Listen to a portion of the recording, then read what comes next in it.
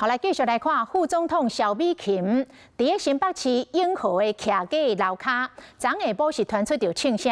上主要是警察咧围捕着窃盗集团的嫌犯，这嫌犯开车来冲浪，警察全连开3枪，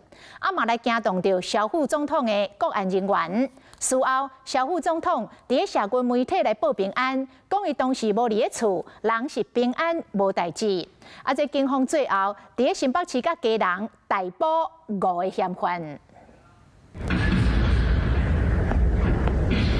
开枪了，不是，是砸车，不知道。3台警方车甲嫌犯的车包围起来，刑事局人员弄破车窗掠人，车顶嫌犯怪敢黑影红掠起来。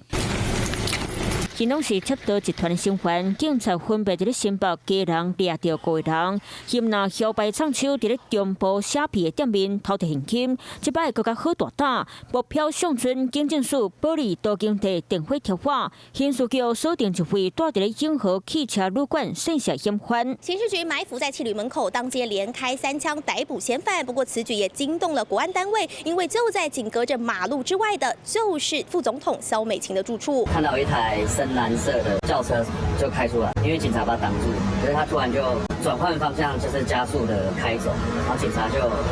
开了几枪。嫌犯出入的汽车旅馆离萧美琴住所在，敢若隔一条大路。警察摆好要甲抓嫌犯，赛车除北区要甲弄，叫开3枪，伊走无到100公尺的巷内底，叫警察压起来。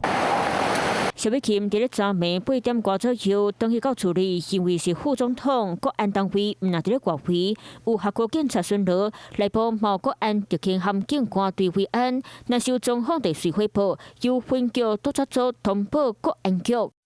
萧美琴尾也嘛批文讲，警察开枪掠人的当时，伊无伫咧厝，人无代志，请大家放心。毕竟团组开枪所在是伫咧副总统因兜路口，嘛互维安人员陪拢变个真严。